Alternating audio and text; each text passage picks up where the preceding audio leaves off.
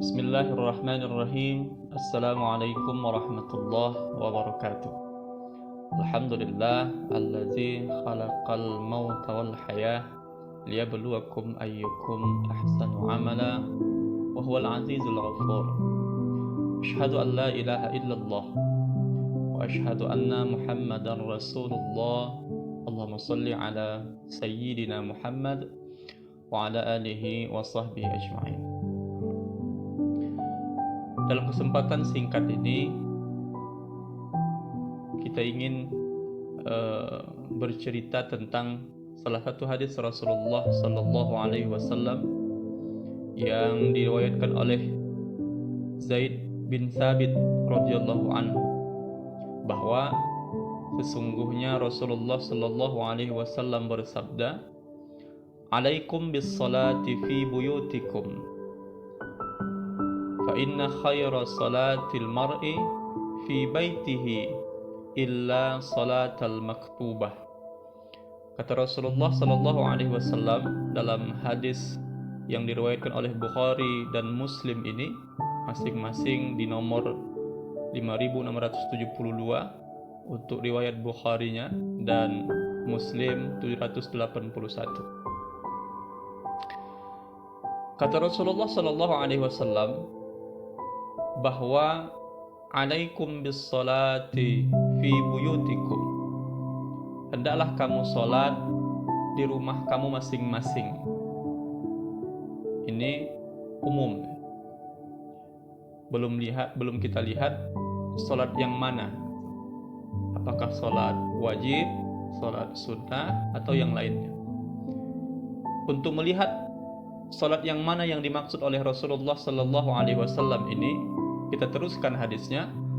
Fa inna khaira, maka sesungguhnya kata Rasulullah, salatil mar'i fi baitihi, sebaik-baik salat itu yang dilakukan di rumah.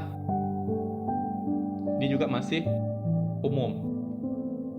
Belum kita dapati salat yang mana yang dilaksanakan di rumah yang terbaik.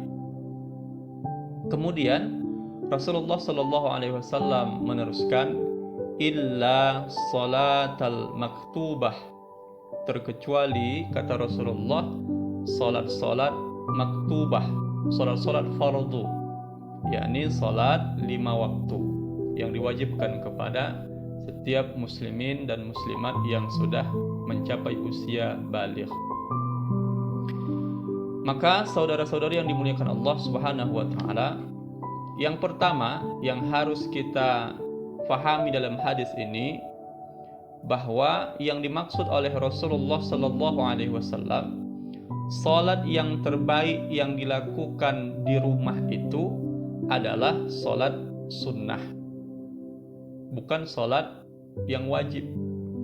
Maka salat yang wajib ini yang terbaik dilakukan terkhusus bagi laki-laki, maka sehendaknya itu dilaksanakan di masjid secara berjamaah.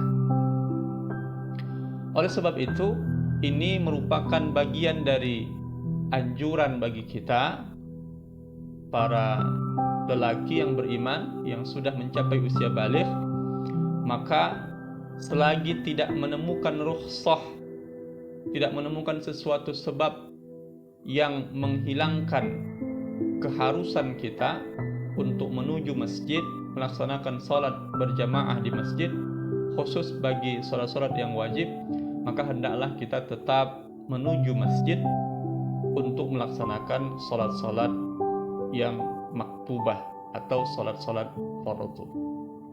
Maka kata Rasulullah, di antara keutamaan salat-salat fardu yang dilaksanakan secara berjamaah di masjid, minimal dilipat gandakan oleh Allah Subhanahu wa taala pahalanya, keutamaannya 25 atau 27 kali lipat. Oleh sebab itu, alangkah rugi kita jemaah yang dimuliakan Allah, dengan umur kita yang sangat singkat ini, kita tidak mengambil amal-amal yang insya Allah ada kemungkinan Allah lipat gandakan pahalanya walaupun sebentar kita laksanakan, walaupun satu kali kita laksanakan. Oleh sebab itu, mari sama kita manfaatkan waktu yang tersisa untuk bagaimana melaksanakan amal-amal yang diperintahkan oleh Allah, terutama ibadah-ibadah yang wajib yang diperintahkan oleh Allah Subhanahu wa taala. Dengan satu kali kita laksanakan, tapi insya Allah menghitungnya berkali lipat ganda. Demikian kiranya pernah Rasulullah Shallallahu Alaihi Wasallam mengatakan, orang yang melaksanakan sholat Isya berjamaah terhitung sholat setengah malam. Jadi kalau misalnya satu malam itu kita sebutkan misalnya 12 jam, maka barang siapa yang melaksanakan sholat Isya berjamaah di masjid, maka dia sudah terhitung melaksanakan sholat sepanjang setengah malam. Itu tidak bisa kita laksanakan itu, terkecuali orang-orang yang terpilih di hadapan Allah Subhanahu wa taala. Tapi sangat sukar kita laksanakan sholat sunnah selama 6 jam tak berhenti. Kemudian kata Rasulullah, yang paling luar biasa, barang siapa yang melaksanakan sholat subuh berjamaah, maka seakan-akan dia melaksanakan sholat sepanjang malam. Kalau tadi Isya hanya setengah malam saja, 6 jam misalnya, tapi ketika subuh kita laksanakan berjamaah, maka seakan-akan keutamaannya, pahalanya, kita melaksanakan sholat sepanjang malam. Masya Allah, Allah sediakan waktu, kesempatan untuk kita mendapatkan pahala yang luar biasa, yang berkepanjangan, walaupun dengan umur yang sangat-sangat singkat ini. Saudara-saudari yang dimuliakan Allah Subhanahu wa ta'ala, poin yang pertama itu. Poin yang kedua, yang dimaksud dalam hadis ini adalah menganjurkan kita untuk melaksanakan sholat-sholat sunnah selain dari sholat-sholat wajib yang kita laksanakan sehari semalam. Apa kata Rasulullah Sallallahu Alaihi Wasallam dalam hadis Tirmidzi An-Nasa'i?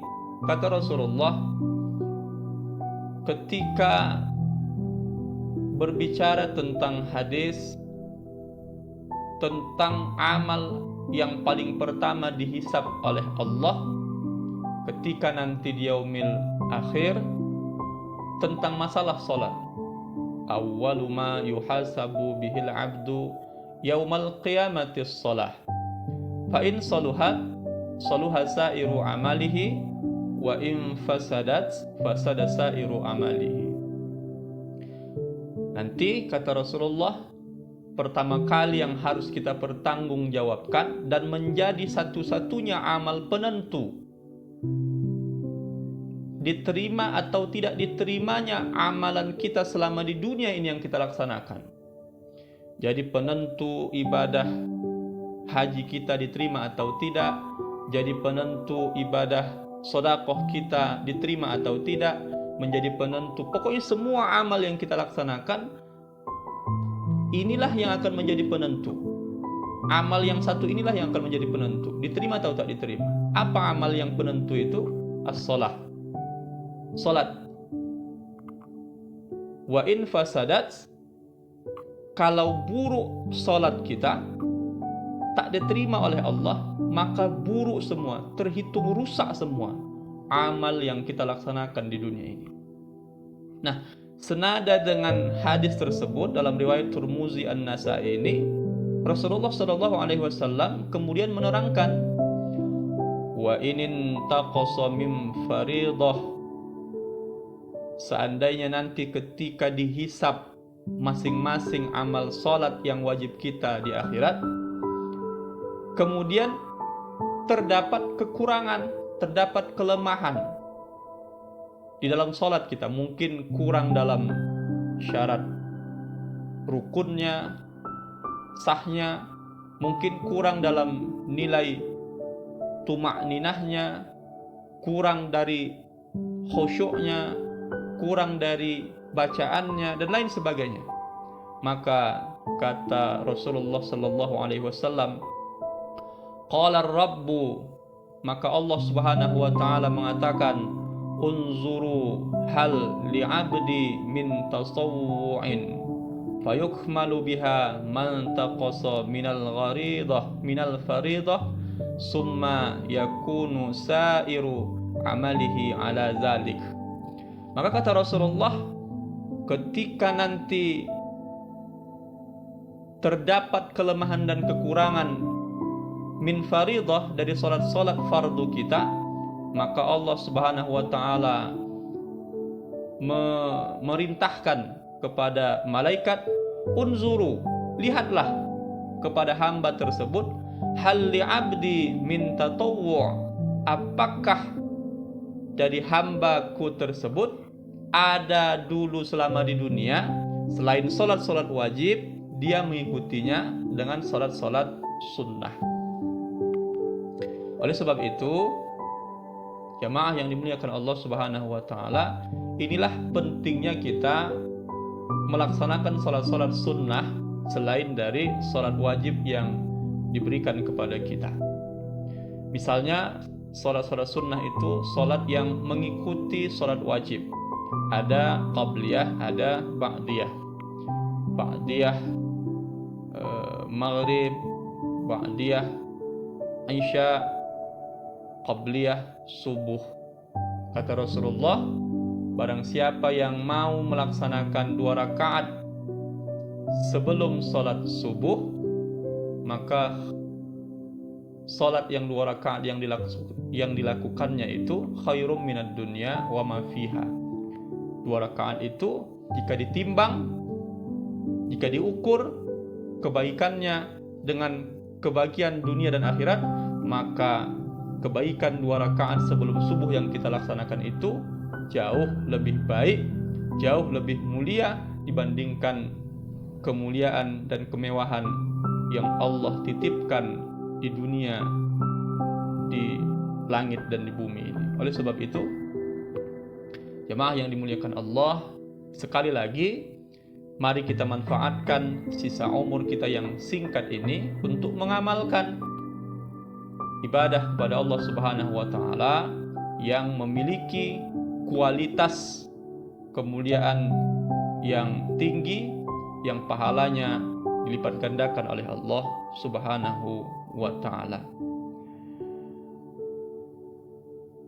Fayukmalu biha man taqasa minal faridah. Kata Rasulullah, Allah Subhanahu wa taala mengatakan kepada para malaikatnya nanti, fayukmalu biha man taqasa, maka semua salat-salat sunnahnya itu akan menutupi kekurangan-kekurangan yang terdapat di dalam minal faridah, salat-salat fardunya. Oleh sebab itu, jemaah yang dimuliakan Allah, ini sangat penting kita pahami agar kiranya usia kita dalam menghadapi detik-detik terakhir kehidupan kita di dunia ini bisa kita manfaatkan dengan baik dan bernilai di hadapan Allah Subhanahu wa taala sebagai umur, yakni usia yang kita manfaatkan, yang bisa kita gunakan untuk melaksanakan ibadah kepada Allah Subhanahu wa taala. Jemaah yang dimuliakan Allah, menyikapi hadis Bukhari Muslim yang bercerita tentang masalah melaksanakan sholat sunnah di rumah itu, maka yang perlu saya tekankan dalam kesempatan ini adalah bahwa dalam hal ini Rasulullah Sallallahu Alaihi Wasallam menganjurkan, bukan mewajibkan. Dalam artian ini hukumnya sunnah. Melaksanakan sholat sunnah itu lebih baik di rumah daripada di masjid. Lebih baik melaksanakannya di rumah daripada di masjid. Baik salat-salat rawatib qabliyah maupun ba'diyah. Contoh, ketika salat subuh dilaksanakan, Maka bagi orang-orang yang memiliki lapang waktu dan kesempatan, ia mampu melaksanakan sholat sunnah qabliyah fajar atau qabliyah subuh itu di rumah. Dia bisa mengukur waktu, jaraknya dari rumah ke masjid, masih mampu melaksanakan sholat sunnah qabliyah subuh di rumah, baru dia melangkah ke masjid dan dia tidak ketinggalan jamaah untuk melaksanakan sholat subuh, maka dalam hal ini lebih baik, lebih utama dia laksanakan sholat qabliyah subuh itu di rumahnya. Apa kata Rasulullah Shallallahu Alaihi Wasallam dalam hadis Abu Ya'la, dan ini disifati atau dianggap sahih oleh Albani dalam Sahihul Jami' di nomor hadis 3821. Apa kata Rasulullah? Salat sunnah yang dikerjakan seseorang tanpa dilihat oleh orang lain, Nah, ini menggambarkan kepada kita, mengisyaratkan kepada kita, salat sunnah yang dilaksanakan di rumah masing-masing itu jauh dari keramaian, ini lebih baik kata Rasulullah. Dan apabila dibandingkan dengan salat sunnah yang kita laksanakan di masjid, ini perbandingannya 25 kali lipat. Salat sunnah yang kita laksanakan di rumah itu 25 kali lipat keutamaannya dibandingkan salat yang kita laksanakan di masjid yang bersifat sunnah. Ini yang pertama. Akan tetapi yang perlu kita garis bawahi dan jangan sampai salah paham bahwa ini hukumnya sunnah, dalam artian tidak harus kita laksanakan di rumah. Boleh saja di masjid, boleh di masjid. Seandainya ba'da maghrib atau ba'da isya kita mau melaksanakan sholat sunnah ba'diyah maghrib atau isya, kemudian kita berniat selesai dari masjid melaksanakan sholat maghrib, kita tidak pulang ke rumah. Mungkin ada keperluan-keperluan yang lain yang menyebabkan kita tidak pulang ke rumah, kita langsung menuju tempat yang kita maksudkan. Maka dalam hal ini tidak apa-apa kita laksanakan sholat sunnah itu di masjid. Jangan gara-gara kata Rasulullah sholat sunnah itu bagusan di rumah, nggak di masjid, sehingga kita tidak melaksanakan sholat sunnah, kita rugi. Maka kalau memang tidak sempat kita melaksanakan sholat sunnah di rumah ba'diyah atau qabliyah, maka tidak apa-apa kita laksanakan sholat itu di masjid, tidak apa-apa. Atau mungkin tidak kepentingan untuk pergi ke salah satu tempat setelah melaksanakan sholat wajib dari masjid. Kita mungkin merasa bahwa di rumah kalau kita laksanakan sholat itu ada hal-hal yang memungkinkan begitu pulang ke rumah lalai, lupa, sehingga lepas sholat qabliyah atau ba'diyah fardu kita. Maka dalam hal ini boleh saja kita melaksanakannya di masjid setelah atau sebelum sholat fardu yang akan kita laksanakan saat itu. Maka saudara yang dimuliakan Allah Subhanahu wa taala, kesimpulan dalam hadis Rasulullah sallallahu alaihi wasallam yang diriwayatkan oleh Zaid bin Haris bin Sabit ini, yang pertama adalah anjuran Rasulullah sallallahu alaihi wasallam, kalau memang kita mau mendapatkan pahala 25 kali lipat keutamaannya dalam sholat rawatib, maka mari sama kita melaksanakannya, berusaha melaksanakannya di rumah kita masing-masing, agar keutamaan sholat rawatib itu atau sunnah-sunnah yang mengikuti sholat fardu itu, walaupun satu kali kita laksanakan, akan tetapi pahalanya dilipat gandakan Allah Subhanahu wa taala 25 kali lipat. Tentunya kita ingin sesuatu amal itu pahalanya yang terbaik dan mendapatkan kemuliaan yang utama dari Allah Subhanahu wa taala. Yang kedua, anjuran Rasulullah sallallahu alaihi wasallam, apabila kita memang istiqomah melaksanakan salat-salat sunnah rawatib ini, maka seharusnya kita lebih mampu istiqomah dalam melaksanakan salat-salat yang difardukan oleh Allah Subhanahu wa taala. Mudah-mudahan ketika kita mau mencoba istiqomah melaksanakan salat-salat fardu dan salat-salat sunnah, dan itu menjadi contoh kepada anak cucu kita, keluarga kita, maka insya Allah setelah nanti kita wafat, ini akan menjadi sesuatu kebaikan di hadapan mereka, menjadi ingatan kebaikan berupa nasihat pada diri mereka masing-masing. Maka insya Allah ini akan menjadi nilai au ilmu yantafa'u bih, ilmu yang bermanfaat, au waladun salih yad'ulah, yang akan menjadikan anak cucu kita menjadi anak-anak yang soleh dan solihah, yang insya Allah akan bermanfaat untuk kita walaupun kita dalam liang lahat. Yang terakhir,